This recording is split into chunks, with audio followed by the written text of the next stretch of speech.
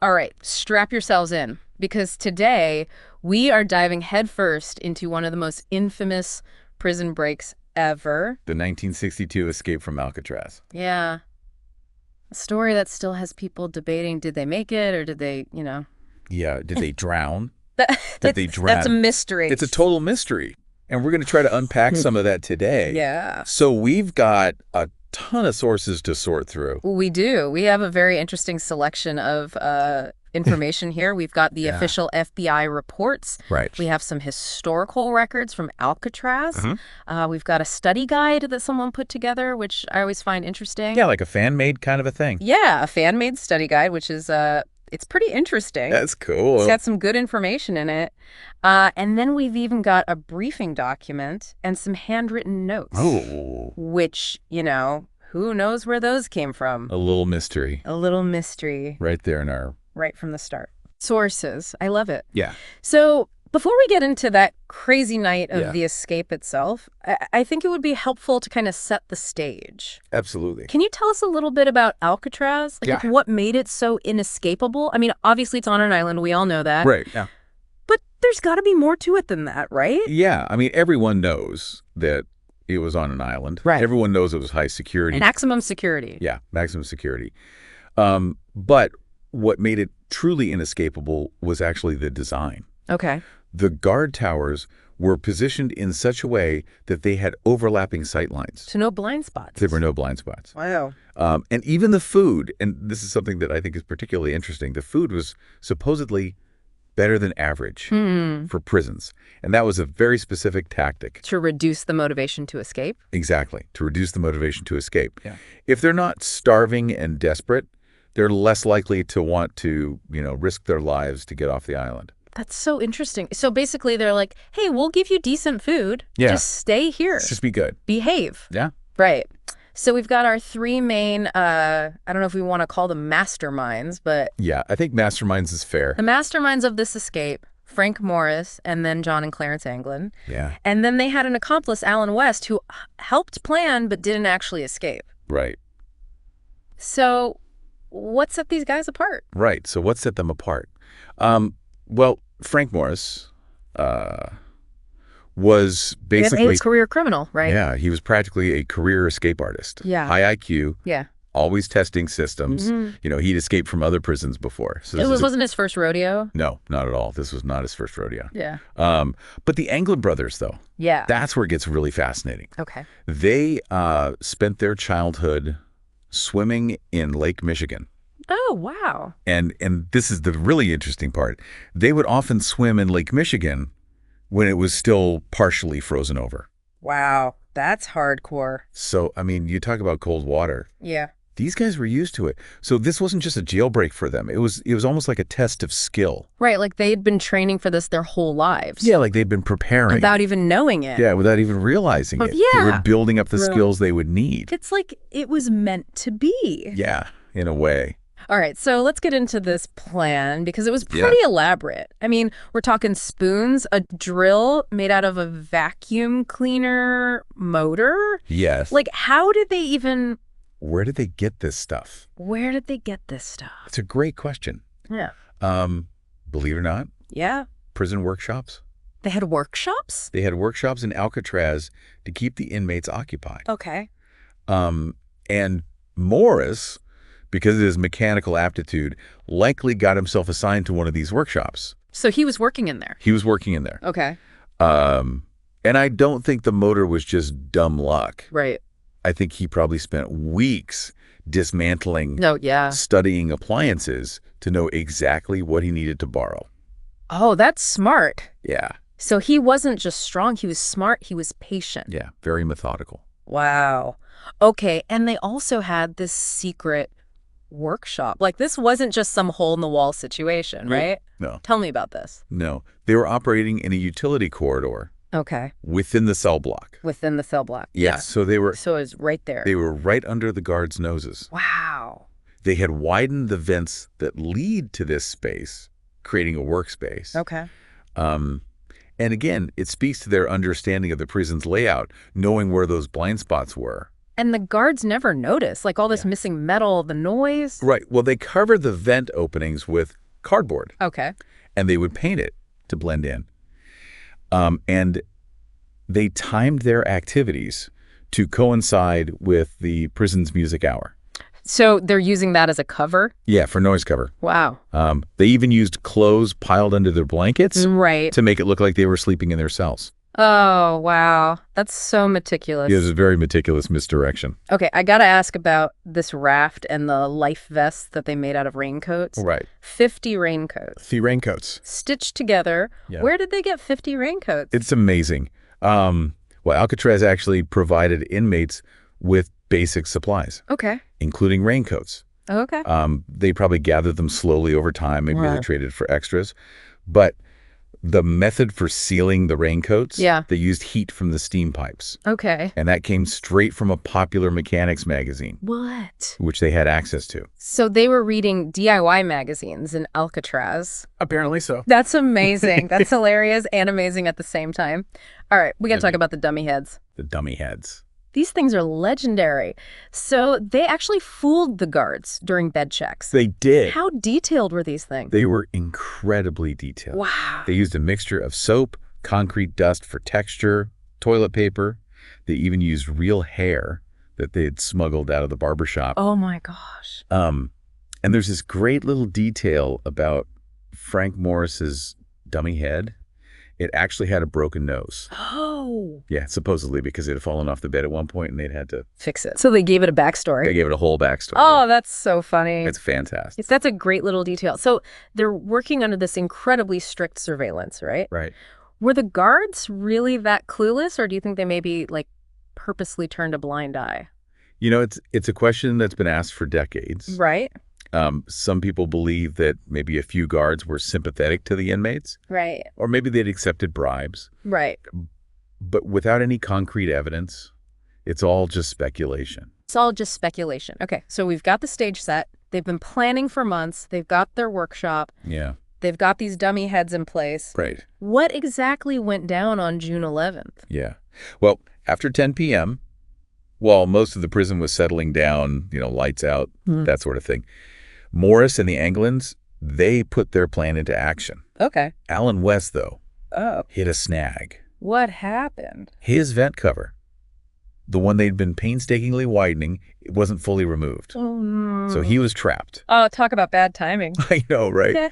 So West is stuck, but the others, they're already in the utility corridor. There's no turning back. So they had to keep going, I guess, at that point. Wow. So what did they do next? What was the route? Well, from that utility corridor, they climbed up a ventilation shaft. This got them to the roof. Then there was a pipe they had to climb down to get to ground level. Okay. And we can't forget, they're doing all this, carrying their gear, the raft, everything. Right. It wasn't just a light jog. It was like an obstacle course, it sounds like. It really does. Then, to make things even more challenging, there were 2 barbed wire fences they had to get over. Most likely, they had tools stashed away for this part too, prepared in advance. Wow. And nobody saw any of this happening. It seems not. Again, it really shows how well they understood the guards' routines, when those patrols happened, where the blind spots were. It was all about timing. So they get to the shore, they've overcome all these obstacles. Then what? Did they have a boat stashed somewhere? Or did they just jump in and start swimming? Well, here's where we hit that big question mark. Their plan, at least what West told authorities, was to steal a car once they reached the mainland. Okay. And specifically, a blue Chevrolet was supposed to be part of this scheme. But they never found a stolen car, right? Exactly. Nothing matching that description ever turned up. So that kind of throws a wrench in the whole they made it to freedom idea. It does, doesn't it? But then we've got the search efforts to consider. Yeah, I mean, Alcatraz must have been on high alert the moment they realized those guys were gone, right? Oh, absolutely. It was a huge operation. Coast Guard, FBI, everyone was searching by air, sea, you name it. And what did they find? Initially, not much. Some personal belongings of the Anglin brothers washed up, and a paddle was found near Angel Island. Wait, a paddle? Like an actual paddle? Yeah, just a basic wooden paddle. So they at least made it that far. That kind of supports the raft idea more than just swimming, right? You'd think so, wouldn't you? Yeah. And then there's that homemade life vest, remember? It turned up a few days later, which again suggests they got off Alcatraz and into the bay. But why go to Angel Island and then just disappear? Yeah, that's strange. Why not stay hidden there, at least for a while? It's possible they thought it was too close, too risky. Remember, they were aiming for the mainland, a stolen car, a fresh start. But it does raise another big question. If they drowned, wouldn't their bodies have been found? Right. Eventually they'd wash up somewhere, wouldn't they? You can't just disappear in the water. You would think so. And that's the biggest problem with the FBI's conclusion that they drowned. No bodies were ever recovered. Wow.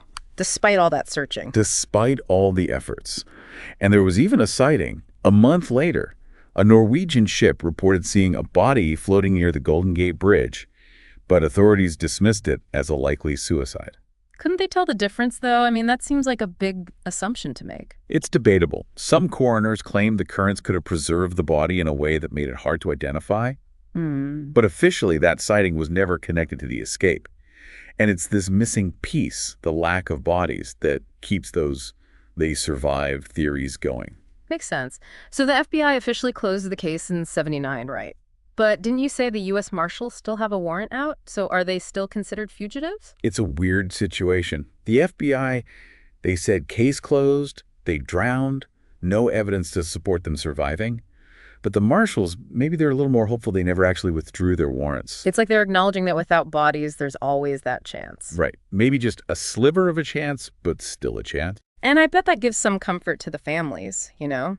Especially the Anglin's family. It must. Knowing they're not forgotten, that they're still considered out there somewhere. Yeah.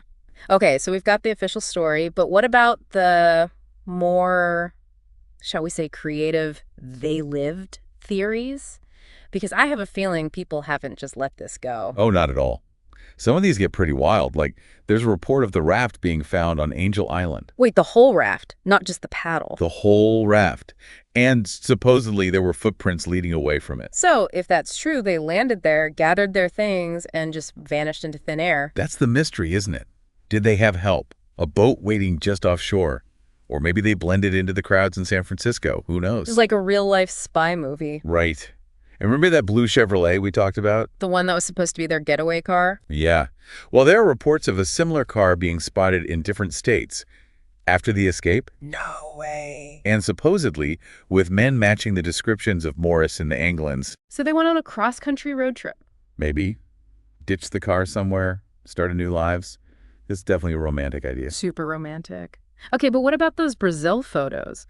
Didn't someone claim to have pictures of the Anglin brothers years later? Ah, yes. The famous Brazil photos. They surfaced in the 70s, supposedly taken in 75. Did they prove anything? Well, forensic analysis couldn't say for sure whether it was or wasn't them. So basically it's still up in the air. Exactly. Which, of course, just adds to the intrigue. Of course it does. All right, is there anything else?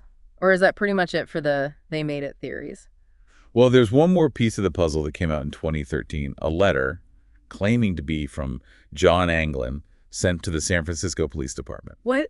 A letter? After all this time, what did it say? The writer claimed that Frank Morris had died in 2008 Wow.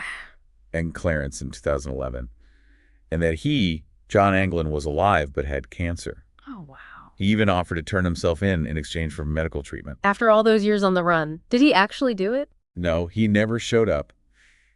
And they could never verify if the letter was authentic. Huh. So another dead end. Maybe.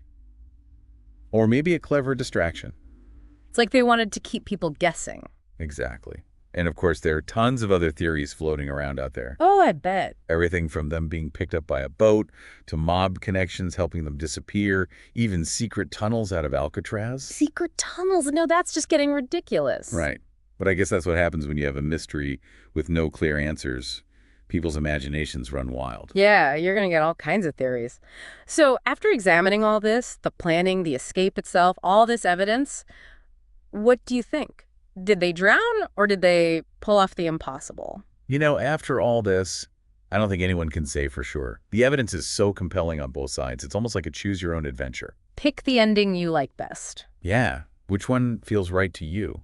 That's a good way to put it. Maybe it's not about finding a definitive answer, but just embracing the mystery. The mystery of Alcatraz. Exactly. It's a testament to human ingenuity, the will to survive, and a good story never gets old, right? Man, there's so much to unpack. Okay, it's almost like a movie, right?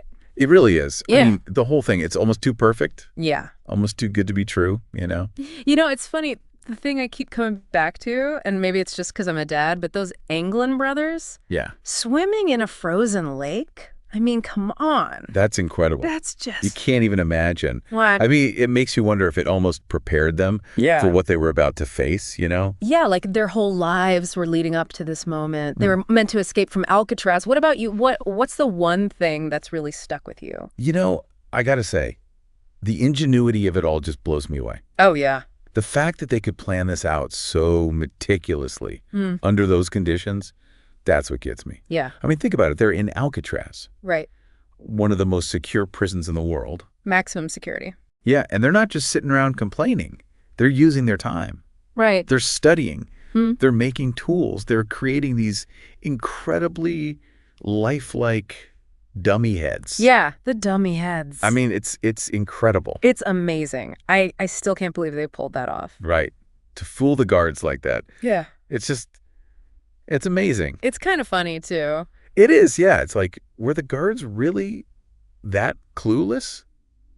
Or were they in on it? Yeah, right. We'll never know for sure. That's part of the mystery. And, that's what makes this whole thing so fascinating. Right? There's so many unanswered questions. It's Yeah. so like we're still living this story with them. Absolutely. We're still trying to figure out what happened. And, honestly, a part of me hopes we never do. Yeah, I know what you mean. Because the mystery is part of the fun, right? Exactly. It's the not knowing that keeps it alive. Right. The possibility that they're out there somewhere living their best lives. Yeah. Sipping margaritas on a beach. Exactly. So to our listeners out there, we want to know what you think. What's your take on the Alcatraz escape? Did they meet a watery end? Or are they still out there, somewhere, living under new identities? We've given you the facts. We've explored the theories. Now it's your turn to decide. What's your gut telling you? Did they make it? Thanks for joining us on this deep dive into the Alcatraz escape. Until next time.